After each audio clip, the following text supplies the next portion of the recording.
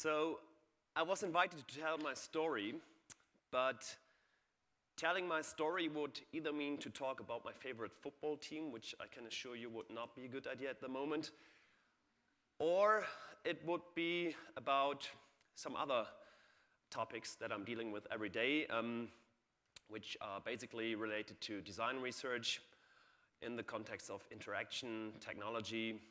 So it would basically be about how people interact with things and with machines, which I'm sure some of you already know a lot about, and some of you might find a little bit dry or abstract.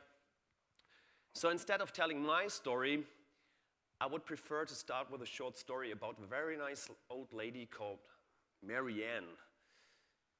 And Marianne, she used to live in a small town not far away from my hometown, Cologne. And Marianne was a very interesting, but also a very interested person. She was always curious about the things that happen in the world.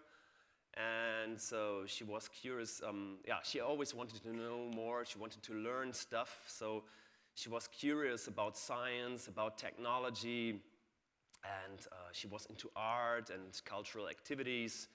And she read a lot of books. She also wrote little stories, short poems. And she knew a lot. She traveled a lot, so she always had interesting stories to tell from her experiences. And generally, Marianne was absorbing a lot of information. And she was also one of those persons who loved to share this information with other people. And that was the reason why she was always surrounded by many people.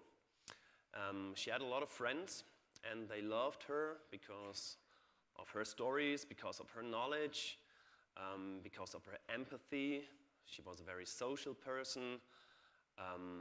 She was a good listener, so people would come to her place when they needed advice or when they had a problem, or they would just come and hang around at her place to have a good time. So Marianne was a very happy person. Even when she found out that she was going to lose sight. So her eyes got worse. But even that didn't seem to bother her so much. On the one hand, it was a kind of a process, so it didn't happen from one day to another. It started with night blindness. Later, she had this kind of tunnel view. In the end, she was almost completely blind. And she was a very positive, a very optimistic person, and she was also very pragmatic. So Marianne said, well, people get old, and when they do, they just cannot do things anymore as good as they used to do. So she said, I'm getting old, I might become blind, that's how it is, that's life. I'm going to face this situation, and I'm going to be okay, as long as I can still do most of the stuff that I like. And she did. Marianne would still go out and meet people. She would invite them to her place, and she would go to travel. She would go and visit art exhibitions. She would go to the cinema or theater. And so she would do most of the stuff she did before, and she would still absorb a lot of information and share it with other people. So actually, nothing so much changed in Marianne's life. Of course, some things changed, and also she had to change some of her habits. For example, she stopped reading books, but instead she started listening to audiobooks quite a lot. Some things didn't work that well. She tried to learn the Braille language, but it wasn't really her kind of thing. She felt too old for it, and she also had the impression that she wasn't really in need for that because she felt she had everything she needed. Also, her kids and her husband would read out loud important newspaper articles for her. So Marianne was fine with that, and she was still happy.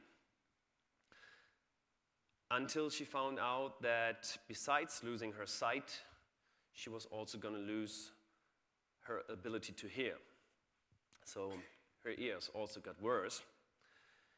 And this was probably the first moment in Marianne's life where she really got worried. She really got a little bit nervous because she said, how's this going to work? What am I going to do? How am I going to live life? How am I going to communicate with my people? Where will I get my information from? Yeah, how am I going to do that? So she got nervous, but again, this was a process. So it didn't happen from one day to another. She still had some time to prepare herself to that situation. And even though she was in her 90s already, she became really active in this topic, and she really got curious about all those things. She dived deep into the topic of visual and auditory impairment, and she found out about deafblind people and how some of them can communicate. And she also learned about a certain way that some deafblind people have to communicate with each other, which is the so-called Lorm alphabet, which is some kind of tactile hand-touch alphabet where certain characters are assigned to certain areas in the hand, and it basically works by touching each other. So people place the sentences, place the characters and words into each other's hand. So Marianne said, I'm going to do this, I'm going to learn it, and she did. And so did her family members and some of her close friends. So by the time she was almost completely blind and deaf, she would have about a dozen people who she could communicate with, which was very helpful indeed. But of course, life changed a lot to the way it was before. It became much, much more difficult to her, not only to her, but also to her beloved ones and her relatives, and things were much, much more different now. And even though she had those 10 or 12 people to talk to, it wasn't the same. Before, even when she was only visually impaired, she would be able to talk to anybody in the world, and she did, and now she only had these few people who spoke her language.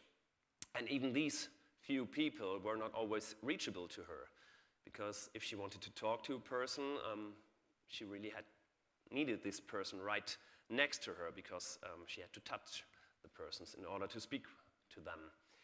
So this was difficult to her. She had this barrier, the barrier of language, the barrier of distance communication.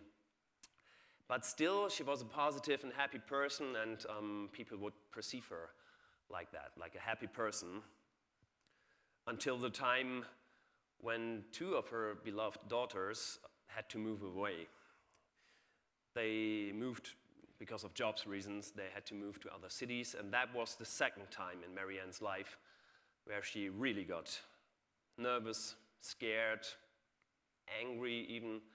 She got really sad, and in the end she got really depressed about this situation, because she knew she was kind of going to lose them. She didn't have much time left. She was very old already, and she wouldn't have the chances to literally stay in touch with her daughters. Marianne died when she was 93, and most of her life she was, as I said, a very happy person, and she probably didn't die because of depression, but people who knew her, they knew that her last couple of months she was a sad person and almost kind of a broken personality. And this is where Marianne's story ends. And it would have been interesting to meet this person a little bit earlier, especially since at our design research lab we're currently developing the so-called mobile Lorm glove, which is a communication device that translates the German Lorm alphabet into digital text and vice versa. And therefore we use small fabric pressure sensors that are located in the palm of the glove that allow the deafblind user to compose text messages that are transmitted to the receiver's phone or computer. And on the back of the glove we have small vibrating motors that allow the wearer to perceive incoming messages. So now it really becomes possible to send and receive messages. We have a small Bluetooth module that transmits the data to the smartphone. So now you can send any message from either one glove to another glove, or from a glove to a computer, or you can send it to a mobile phone, and of course you can also send it the way back. So you can send SMS or email, which also allows you to talk to more than one person at the same time, which can be very interesting if we think in terms of including students into a classroom or generally people into society. So to come back to Mary Ann's story, I must admit it had a little sad ending, and to be quite honest with you, I made it up. Well, I didn't make up the mobile Lorm glove, but I made up the character Mary Ann. There is no Mary Ann. At least no such person that I personally know. But what I do know is that there are many more people like her out there, and I've been working together with some of them during the last couple of months. And we can be quite optimistic that less of them might have to suffer from things like depression in the near future. In Germany, we have about 3,000 to 6,000 deafblind people. Not all of them can actually learn the Lorm language, but the ones who can and the ones who would be able to use such device like the glove might have a better chance to be more integrated and included into our society.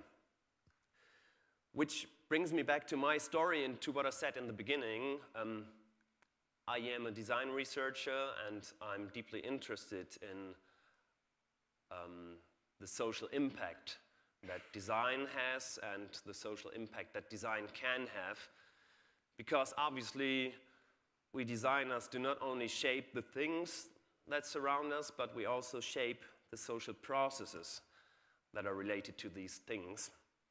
Thus, we designers also have an impact in how such things like a disability can have an impact on a person's life. So instead of talking about disabilities so much, I think it won't be a bad idea to go out and actually start to design abilities. Thank you very much.